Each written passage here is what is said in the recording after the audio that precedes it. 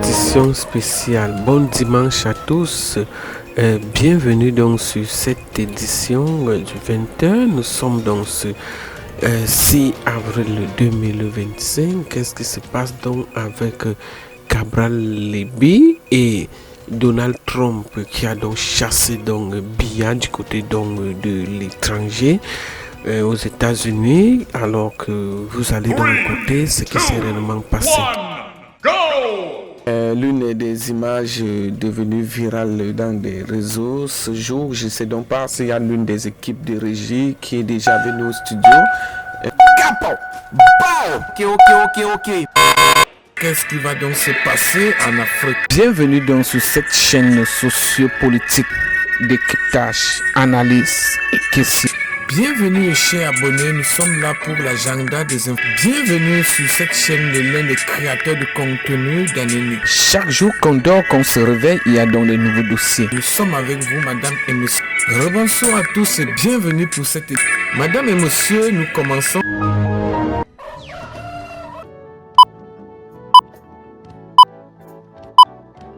Ok, c'est bon. Bon! Cela de plein fouet, je l'avoue. 2017-2018, nous ne soupçonnions pas que la politique était aussi violente que ça. Donc nous l'avons vraiment pris sur le visage. Et d'ailleurs, ça a marqué durablement beaucoup de gens qui nous suivaient. Je parle notamment de la désinformation. C'est pour ça qu'aujourd'hui, nous avons acquis des outils de vigilance. Nous avons mis en place un dispositif de vigilance qui nous permet d'anticiper. Certains observateurs voient dans cette sortie médiatique une stratégie. Le directeur de campagne de l'un de mes concurrents de l'opposition, Paul-Éric Kinge, paix à son âme, annonce que Cabral Libby vient de sortir de la présidence de la République avec un sac de 200 millions. À l'époque, j'en ris. Je trouve ça tellement ridicule que je n'ose même pas démentir. Je me dis, mais c'est tellement idiot en plus. Ben, je m'étais trompé. Un nombre conséquent, ça a eu un effet. Un nombre conséquent de personnes y avaient cru. Et pendant des années encore, j'ai croisé des gens qui me disaient, on croyait en vous, mais à cause de cette affaire de 200 millions. Et lorsque j'avais croisé, j'ai souvent raconté cette affaire, j'avais croisé Paul-Éric Kinge à l'installation du maire des Écs, mon camarade Sylvain Tchok, et je lui ai demandé en toute humilité, grand frère, comme je l'appelais, pourquoi tu as fait ça? Et il m'a tapoté à l'épaule, il m'a dit, Moula, petit frère, Moula, c'est ce qu'il disait d'ailleurs souvent, c'est la politique. Donc avec le temps, on a appris, ah non, on s'est dit, parce qu'il y a des gens crédibles. Il y a des gens crédibles aux yeux des citoyens. Et ces gens abusent de leur crédibilité auprès des citoyens. Parce qu'ils savent qu'ils sont écoutés des citoyens, ben, ils balancent. Je vais vous parler de la vidéo qui a fuité très rapidement un autre concurrent, très réputé de l'opposition, en marge du congrès de son parti il y a quelques mois qui s'était tenu au palais de congrès à Yaoundé, reçoit la jeunesse de son parti chez lui. Et qu'est-ce qu'il dit à sa jeunesse? Ah, le pouvoir a créé un certain nombre de choses pour faire obstacle à ma candidature, parmi lesquelles 11 millions de citoyens. Bon, il ne pouvait pas s'imaginer que justement un de ces jeunes filmerait en cachette et s'en gargariserait plus tard, parce que le jeune de son parti qui publie ça dit, ben voilà la preuve, notre président, on a toujours dit que Cabral Libby, c'est une fabrication du pouvoir, parce que c'est des choses qu'on racontait souvent, un peu moins maintenant.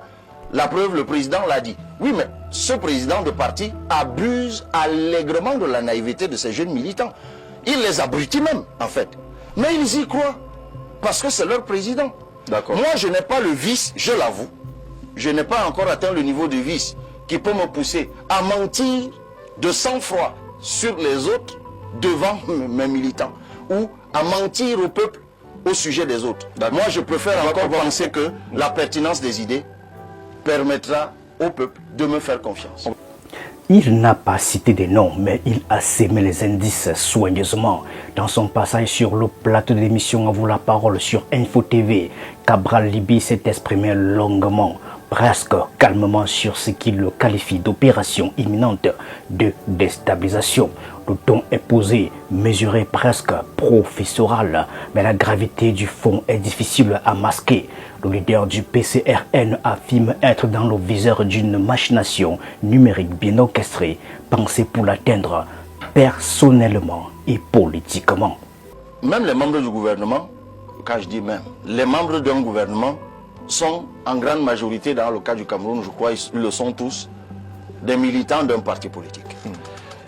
Ce qu'on leur demande dans une république exemplaire et normale, c'est de faire la part des choses, de se comporter en commis de l'État lorsqu'ils sont en situation et en militant lorsqu'ils sont dans des joutes politiques. Donc que je me retrouve face à eux dans des adversités politiques, moi, ça ne me dérange pas. Et l'adversité politique ne vient pas que du parti au pouvoir.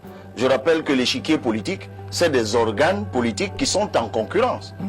Vous voulez dire que cette adversité-là pourrait également venir des partis qui sont dits oui, bien sûr, comme de sur l'opposition. le communiqué oui. dont, auquel vous faites allusion, dont vous parlez, les informations que nous avons de ce qui se prépare avec l'intelligence artificielle contre nous, des informations que nous avons, c'est des gens qui appartiennent à un autre parti politique que celui qui exerce le pouvoir au Cameroun. Même si certaines informations que nous avons nous montrent aussi qu'il y a des intelligences entre un certain nombre d'acteurs politiques que vous voyez dans l'espace public qui donnent l'impression d'être contre le parti au pouvoir et qui sont parfois financés par certains acteurs du pouvoir pour s'acharner et persécuter leurs concurrents, en tout cas ceux-là qu'ils donnent affaiblir, dont ils donnent l'impression d'être leurs concurrents dans l'opposition. Des infiltrés dans l'opposition qui visent à affaiblir l'opposition, c'est ça? Ça aussi, il y en a.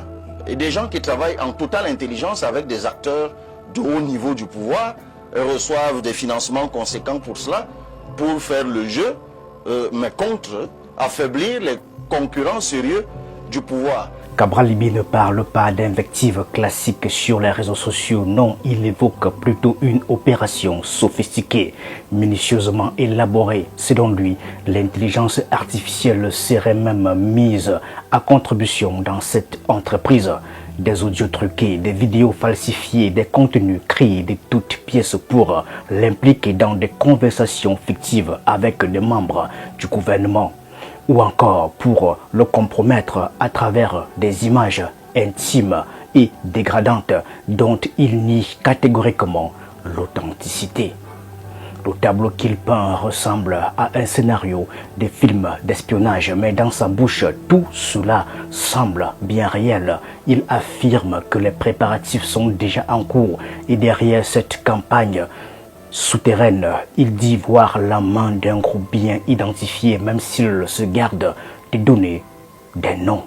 À plusieurs reprises, sans jamais désigner quiconque de manière directe, Cabral Libye parle d'un parti bien connu de la scène politique nationale. Il insiste sur les sympathisants, mot qu'il reprend plusieurs fois en insistant sur les guillemets comme pour souligner l'ironie. Les individus, selon lui, seraient basés à l'étranger, notamment en Occident, où des réunions virtuelles seraient déjà organisées pour planifier cette campagne de SAP. Il évoque des profils habitués, des clashs numériques, des personnes connues pour leur capacité à nuire en ligne et qui auraient, par le passé, orchestré des campagnes de dénigrement ciblées. Dans les cercles politiques camerounais, ce genre d'allusion n'est jamais innocent, d'autant plus que les tensions entre le PCRN et certains partis politiques d'opposition, notamment sur les réseaux sociaux, sont fréquentes, parfois virulentes. Mais Cabral Libye reste dans la suggestion, il frôle le nom. Il contourne, mais il ne le prononce jamais. Il préfère faire comprendre sans dire, accuser, sans pointer du doigt. J'ai envie de vous dire que ça rentre dans la stratégie de l'adversité. L'inflation et le dépérissement des êtres humains. D'ailleurs, c'est même ça qui a réveillé aux États-Unis l'instinct suprémaciste. Parce que quand les gens parlent de suprémacisme américain, avec son corollaire, le racisme, et ça va remonter là, ça remonte au fil, ça va remonter là aux États-Unis. C'est lié à quoi? C'est d'abord lié à la situation économique. Lorsque des États, des pans entiers, les villes sont détruites par le chômage, la consommation de la drogue, la violence. Mais on sait très bien que tout ça va aboutir tôt ou tard à la disparition des États-Unis. Parce que c'est ça aussi le projet de l'État profond. Voilà, bon, je te vide, après je te détruis. Donc c'est contre ça que Donald Trump est en train de se lever. Donc le fait d'augmenter les droits de l'homme, c'est très clair. Vous voulez gagner de l'argent, venez investir aux États-Unis, c'est tout. Vous investissez tout aux États-Unis. Vous recréez des industries aux États-Unis. C'est ça. C'est ce qu'il est en train de faire. Et comme les chefs d'entreprise sont très rationnels, je pense qu'ils vont vite bien comprendre que, mais, au lieu de payer ça, autant mieux je viens investir une fois créer mes usines aux États-Unis. C'est ça le projet. Monsieur le Président, dans le fond, nous savons que les États-Unis, après les accords de Bretton Woods, ont pratiquement bénéficié de ces accords à travers le dollar et le pétrodollar. Monsieur le Président, aujourd'hui, le président Donald Trump, manifestement, se comporte comme si le monde pillait les États-Unis. Monsieur le Président, qu'est-ce que vous pensez de ce renversement de situation? Mais c'est un Américain, non? Américain. C'est un Yankee. Un vrai Yankee. L'esprit pionnier, c'est quoi? On ne voulait pas écouter son discours lors de l'investiture. Le retour de l'esprit pionnier. Il n'y a pas d'esprit pionnier sans le génocide des Indiens, sans l'esclavage des Noirs. Bon, vous croyez qu'il vient vous dire, écoutez, vraiment, l'Amérique est tombée parce que nous sommes des feignants, assassins. Non. L'esprit pionnier américain, on ne le comprend pas si on évacue les passions fondamentales de la nation américaine. Ces passions fondatrices, c'est lesquelles? Le christianisme américain, c'est un christianisme esclavagiste, sioniste, et avec le Far West, c'est-à-dire une chasse à l'homme. Ouest, c'est l'Ouest, vers l'Ouest. On les qui habitait l'Ouest. Quand on dit Far West, on chassait d'abord les Indiens. Donc, maintenant, le Far West est fini du point de vue des populations qu'il fallait chasser. L'esclavage n'est pas possible dans sa version de l'époque. Le racisme noir, il est possible, il est toujours là. Donc, le levier racial est là. La passion raciale, comme l'a dit, elle est là. La passion religieuse, elle est là. Christianisme purement américain. Donc, avec le Jésus américain est esclavagiste, il est sioniste. Et quand c'est nécessaire, il est suprémaciste. Donc, ces passions-là sont là, mais il manque d'autres leviers. Il faut l'industrie. Puisqu'on ne peut plus aller chercher les esclaves comme avant. Il faut les industries. C'est ça la question des droits de l'homme. C'est ça le protectionnisme. Ça doit vous ramener aux fondamentaux de l'économie. Spécial depuis nos centres de production, nous décryptons, nous analysons et nous posons la problématique. Alors, bienvenue sur cette chaîne politique d'Afrique, décryptage, analyse, comme je vous expliquais. Madame et monsieur, rebonsoir à tous et bienvenue pour cette prochaine édition du 20h, si vous le voulez donc très bien. Bao! Coupez la